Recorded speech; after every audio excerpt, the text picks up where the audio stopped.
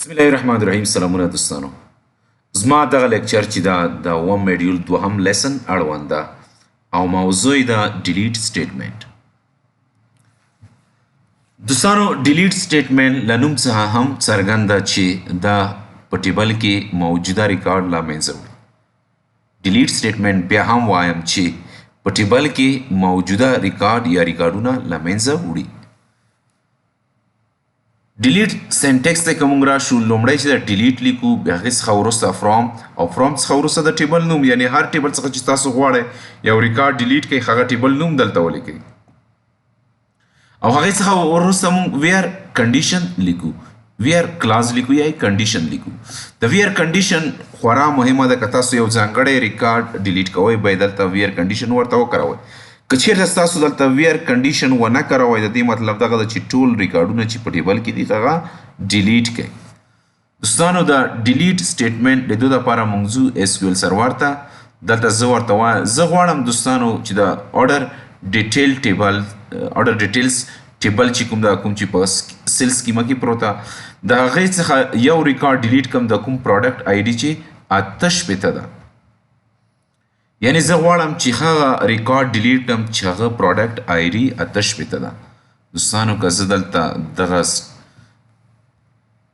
کویري چې دا سلیکټ کړم او وروسته بیا اکزیکیوټ کړم، ستاسو به وګورئ چې زما ته چې 34 روز چې کوم دي هغه افیکټ شوي، یعنې ډیلیټ شوي. خو زما ته ونه ښوده چې هغه کومې روز دي چې ډیلیټ شوي. یوازې ما ته دومره دلته وایي میسج کې چې 34 یعنې 34 روز افیکټډ. هغې وخت ښایي چې په څومره وخت کې دا کمپلیټ شوي او تاریخ او وخت دی. دوستانو که تاسو وغواړئ چې هغه روز چې ډیلیټ شوي دي هغه هم تاسو ته ډسپلی کړي، هغې دپاره موږ بیا آوټپوټ ډیلیټډ ډاټ سټیریک لیکو. یعنې یوازې دغه جمله چې دی دغه ورډز چې دي موږ ور اضافه کوو. دغه به موږ ته هغه ریکارډونه چې ډیلیټ کیږي هغه به هم موږ ته ډسپلی کړي، یعنې په میسج کې به موږ ته ښکاره کړي. یوازې به دومره نه وایي چې د 34 روز افیکټډ، دومره به موږ ته نه وایي، بلکې هغه ریکارډونه به موږ ته ښایي.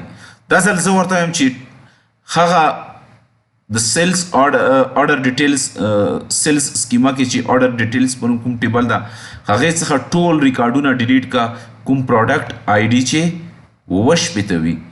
او زه ورته یم چې کله دا ډیلیټ شو بیرته یې ما ته آوټپوټ په شکل کې ډسپلی کا، یعنې آوټپوټ یې موږ ته راکړه. زه دغه کویریز سلیکټ کوم او بیا یې اکزیکیوټ کوم. ستاسو وګورئ دوستانو چې زما ته دا ځل وښودل چې ریزلټ کې چې دغه ریکارډونه چې دي دغه لایاوټ څخه ونیسه تر دغه لسم پورې دغه ریکارډونه چې ډیلیټ شول هغو کې دغه ډیټا موجوده وه. میسج کې ما ته وایي چې 10 روګانې څه شوي افیکټډ شوي، یعنې یوازې 10 رو چې دي د دغه کویریز په اکزیکیوټ کېدو سره افیکټ شوي یا له منځه لاړې. دوستانو دغه زموږ د نن ورځې لیکچر موضوع. تر بل لیکچر پورې مو په لوی چیښتن سپارم. الله مو مل شه.